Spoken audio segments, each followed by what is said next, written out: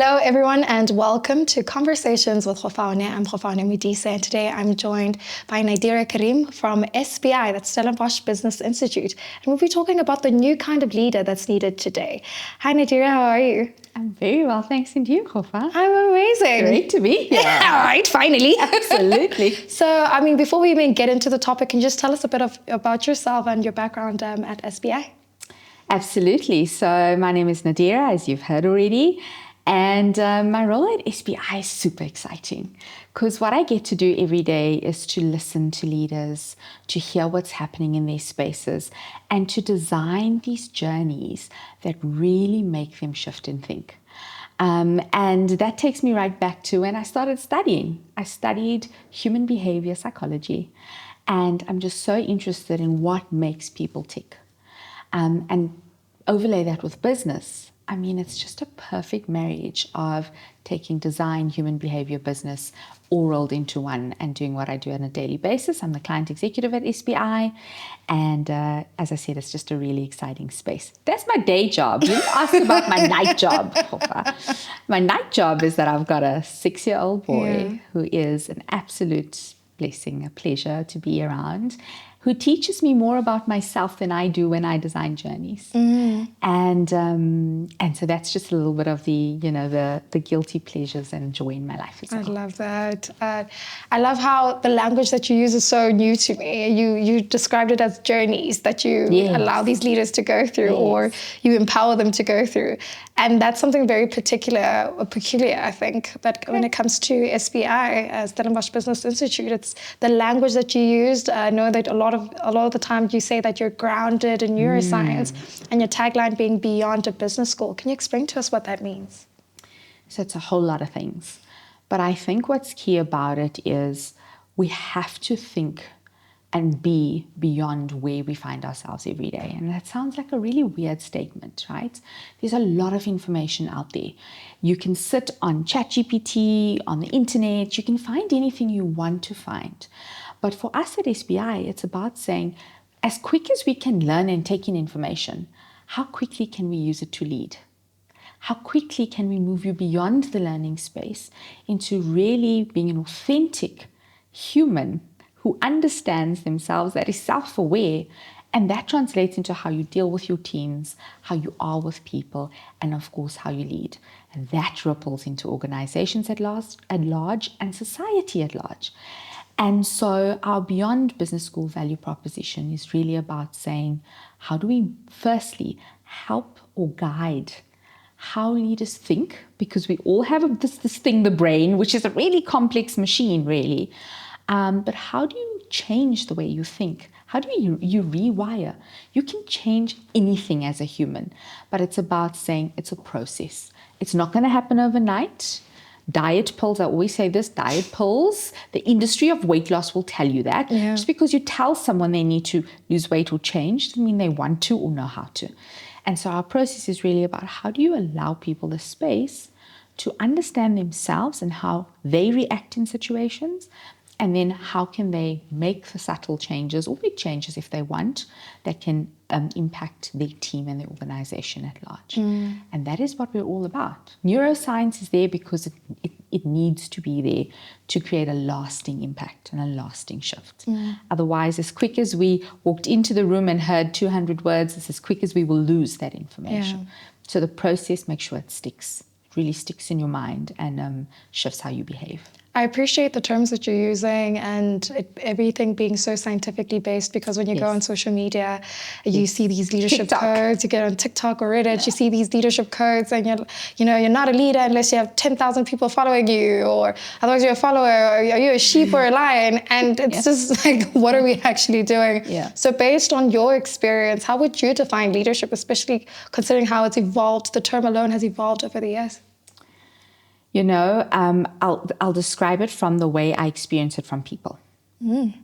So when I speak to leaders, they've got KPIs, they've got strategies, they've got targets, they've got budgets to meet, and they have to be authentic, and they have to be, and it's like, which one must I be right now? And so it's become, the environment has changed. It's not the qualities of leaders that have changed, because leaders are humans. Leadership is actually just a process. So it's the environment that's changed. It's fast-paced, Yeah. it's different, it's complex, it's multiple things happening at one time. And so you're like, oh, now what do I focus on? And so because that context has changed, it's meaning that we have to take a long, hard look at ourselves in the mirror and say, as a human, we're having a human experience in business. We're not having a business experience as a human. We are the experience. And so if you look at it like that, it's about how do we shift? How do we contribute in a way that's authentic to me and is giving back to business or to community or whatever the spaces are that I can influence? But if you don't authentically know who you are, how you're anchored, then all the disruption is just going to throw you off all the time. You're not going to know how to clearly and concisely make a decision, how to have a conversation, a difficult one, an easy one. But if you know yourself, that is your anchor. You know when something feels wrong or right. You know when something is the wrong decision. Yes, you do the research and all of that's all important parts of it. But if you are self-aware and you can anchor yourself, those decisions become so much more easier, more intuitive, more aligned to who you are. And that would only enhance everything around you as well. I mean, it sounds all good and well until until there's a crisis. Yes. There's a crisis and the humanness of a leader comes out. Yes. And so you see, I know there was a point in time, I don't know if it's still a thing now, where toxic work environments were a big thing and a big topic all over. What do you think is a major contributor to that? And especially when it comes to a misconception that leaders may have who do need to meet their KPIs and do need to make the stakeholders happy, but also at the same time, they are leading human beings who are living very human lives and having human experiences that are sacrificing so much to accommodate whatever the leader requires. Yeah. It's kind of a give and take, if you think about it. Business has an output, an outcome, a requirement, and an individual has a requirement. And yes, there's a trade exchange, really. You're paying me to do something, and so surely it must be done.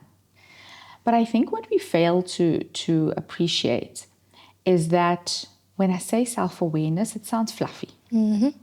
It's not fluffy. Sure. If you have a brain, which we all do, you have bias. You do. Whatever you think, if you think you don't, you're fooling yourself. You have bias. And that bias comes from the way you were raised and what you've heard and your formative years and how that was shaped and lots of other factors that may not be known and will not be visible to your colleagues and to your employer for that matter. And if you don't know what your biases are, you don't know when you're triggered. So you become extremely reactive. Oh, that triggered me. Oh, you said that and that triggered me. I think we're seeing a generation coming into the workplace now. Well, we've got so many generations in the workplace, firstly. But secondly, we've got a generation coming in that is more self-aware than we ever were, right? So there's that component. But it's the biases. If you know what your bias is, you know when someone's stepping on your trap.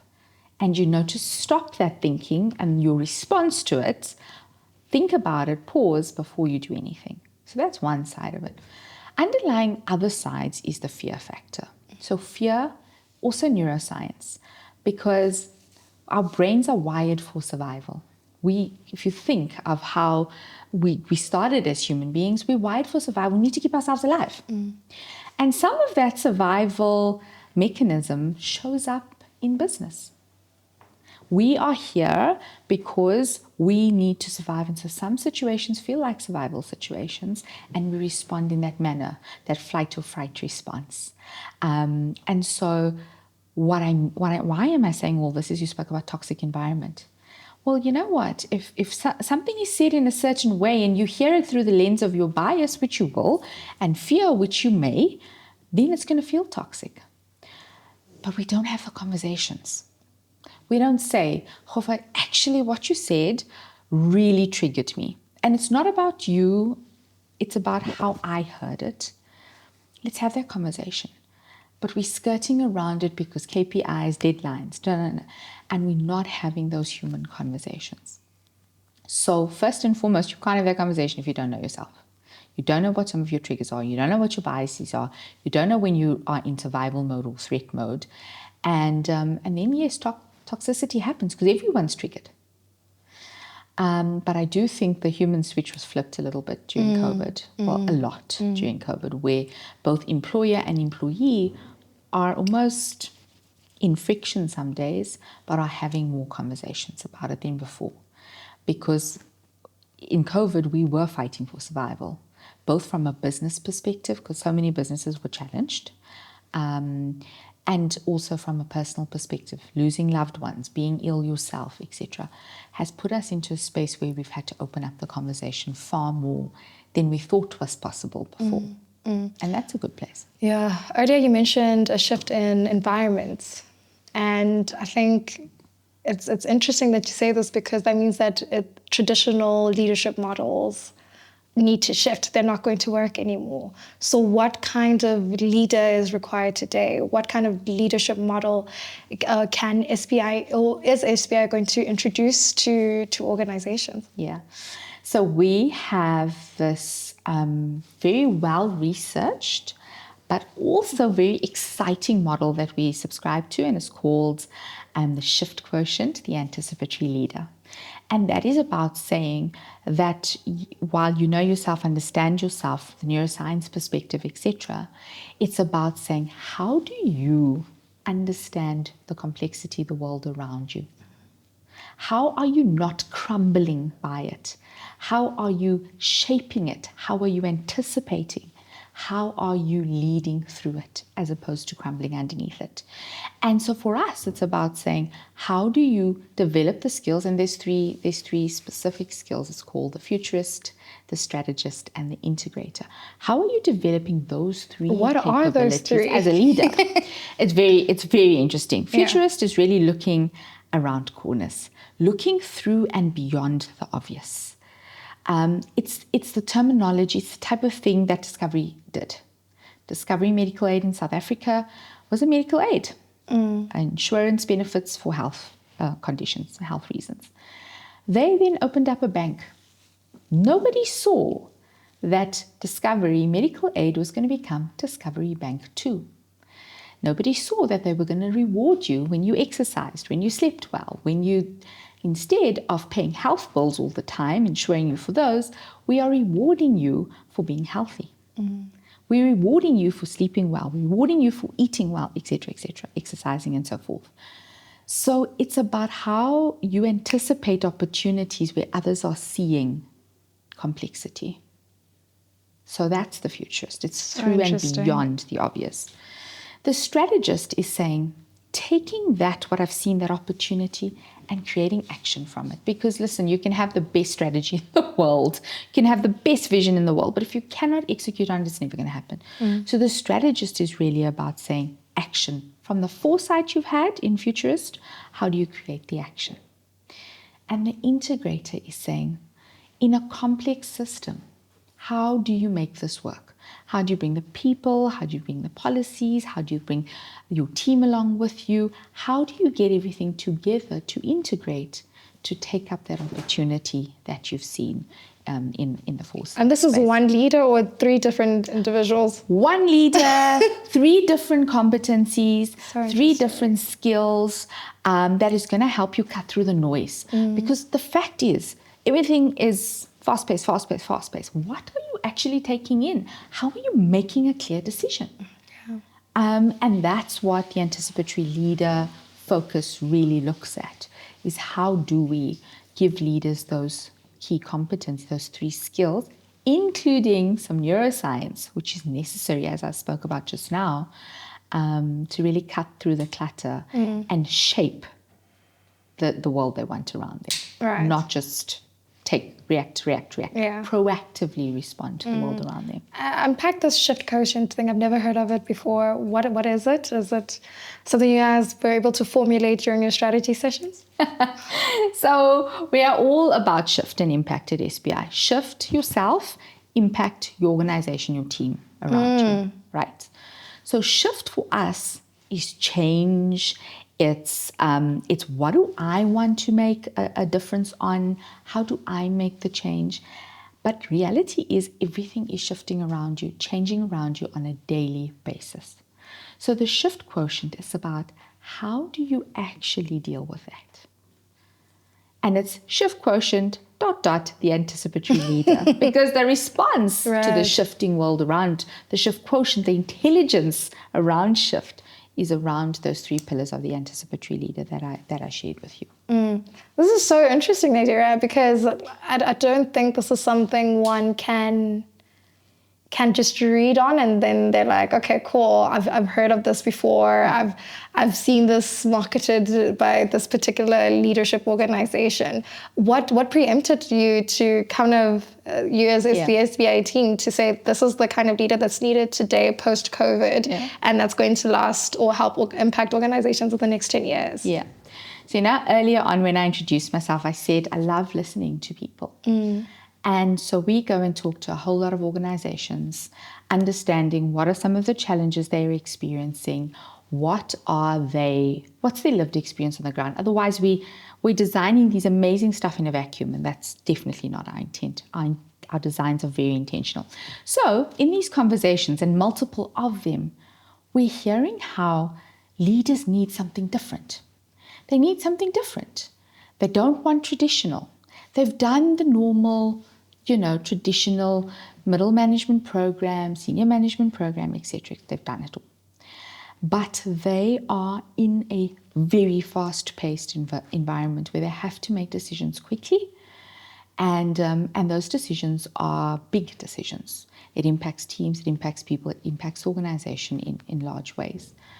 And so as we listened, we realized that the missing ingredient, and we knew about this research on anticipatory leader, is how can we help leaders to anticipate so that they are not reactive all the time. They're not on the back foot. They are proactively responding to shift and change. And that's where the anticipatory leader was born out of. There is a white paper on it. It is very well researched and all of those good things, because that's important, but it's about the practicality of it. That's why we love it so much. It is practical. It offers very useful insight and tools in what needs to happen for leaders, but it's the way we deliver it that I think is the most exciting part of it all. Yeah. It's a great concept. It can do so much for leaders in business. We've trialed it in a few organizations, but for us, it's about how we deliver it. That's so cool. That's obviously beyond the school. So cool. Absolutely. Yeah. When you go to leadership conferences, the fluff. I say what I said. You'll hear things like, I think for the past 2 years, something I've often heard is, what's next? It's AI, don't fear it. It's not replacing you. It might, but adapt or die. And you hear all these things. But I've come to appreciate and understand that some leaders do kind of fear that AI may replace them or make their roles less useful or less impactful. How do you interpret that from a neuroscience and anticipatory leader perspective? Yeah. It's interesting because there's been so much flux and change around us. It does trigger our survival instinct a lot more. And from a neuroscience perspective, that fear response is normal. It is absolutely, it's what keeps you alive. Yeah. If there was a lion running towards you, get out the way. If you're not fearful, then you are not going to survive. It's the same thing with AI. We can say all we want, it's not going to replace you, whatever, but it's different. Never heard of this thing before. It's already telling me how to respond to that text from my mother-in-law, for example. So now next thing, it can tell me what to cook for dinner tonight. So next thing, it's going to tell my boss what I should have done for the year. And that's just a normal response. However, when you think about anticipatory leader, the concept of it is about saying, how do you integrate, right? How do you create action from the foresight? You see it coming. Well, don't be afraid of it, which is a normal human response. So deal with the fear you have, first of all.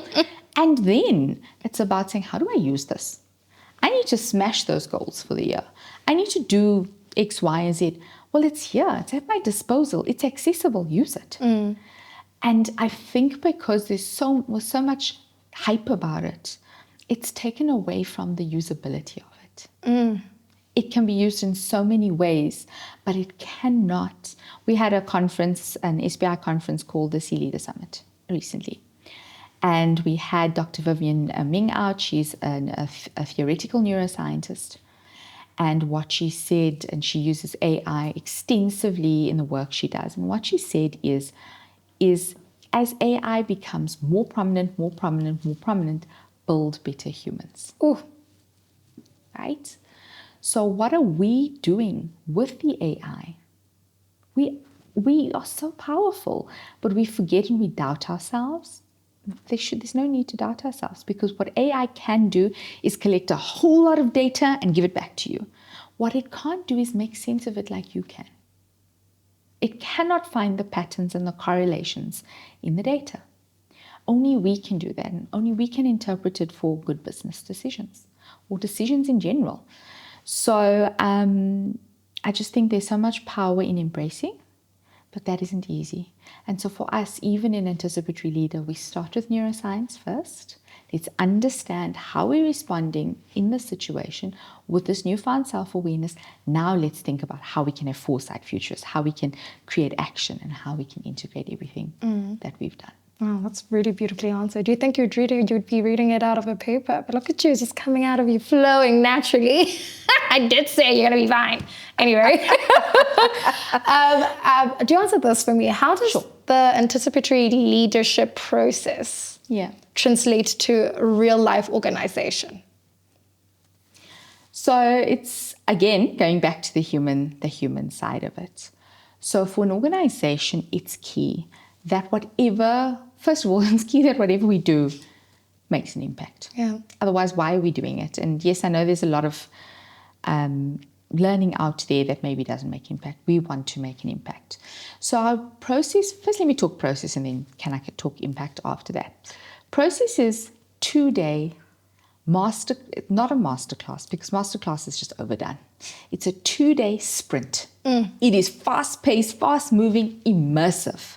It is so immersive, you will think you're in the Matrix or in outer space, but you're solving real life business challenges. We're pushing your thinking constantly. Why is it immersive? So you step out of your mind. Because it's only truly when you step out of your mind sometimes that you can actually show up with your authentic self. Once you've shown up with your authentic self, we can work with that. We can talk about, we can debrief, we can action, we can do things. And that is really what we want to do. So now, taking that concept, when you go back into business, when something new gets thrown at you, when you're suddenly on Mars, which we hope that you aren't, but when you're suddenly on Mars, when you're suddenly hit with a new tech issue, with a new opportunity, it's not deer in the headlights, it's you harnessed already those skills of anticipatory leadership, and the context has just changed. So we take you so far out of your environment so you can't overly rationalize it. And then when you go back into your environment, when the weird stuff hits you, because it will, we're in a Barney world, it will hit you, you can respond with the key skills that you have gained over the process. That's beautiful. And that is really the magic. Yeah, it is. And so what closing or parting words would you leave any leader with after listening to you? I would firstly say lean into the discomfort that is sometimes. It's really about saying, how do you lean into it? Be aware you're feeling uncomfortable. Be aware you're feeling anything. The fact that you're feeling anything, you're human. Yeah. Okay. Be authentic. Tell people, this is what's happening for me right now. Ask the right questions. We are so afraid to show up as we are. But I mean, ask the right questions. You don't have to have all the answers. As a leader, you do not need to be the smartest person in the room. I know I've said 1,000 things now, but my departing comment is you do not need to be the smartest person in the room. You need to be able to ask the right questions and create that vision, that inspiration that pulls people in the direction that you can see you can go in. But you don't need to be the smartest person in the room. You just have to push people's thinking. As we will push your thinking if you did something with us. Amazing. Thank you so much, Nadeira. I've learned so much. Thank you, Gofa. Thanks for having me. I had the most amount of fun. Like, this is so interesting. And there's a lot of self-reflection that's happening now. And especially how I viewed awareness, actually. And I think my fear with awareness is that it sometimes becomes crippling when you know what your weaknesses are. And now you start thinking, you become paranoid and think people around you know what your weaknesses are. And again, when you mentioned that you don't have to necessarily be the smartest person in the room, I think that acknowledgement alone makes you the smartest person in the room. Because that means that you're open and willing to learn. And I'm really excited about this anticipatory leader process. And I think you are an amazing person. So thank you. Thank you so much for having me. I mean, I think you're doing incredible work, and thank you for the compliment, but right back at you, because you're asking questions. You're curious, you're open, and you're asking the right questions. So thank you so much. Thank you. And thank you all so much for listening. We look forward to receiving your comments. And don't forget to subscribe to our channel. We are on Apple Podcasts, Spotify, and YouTube. See you next time.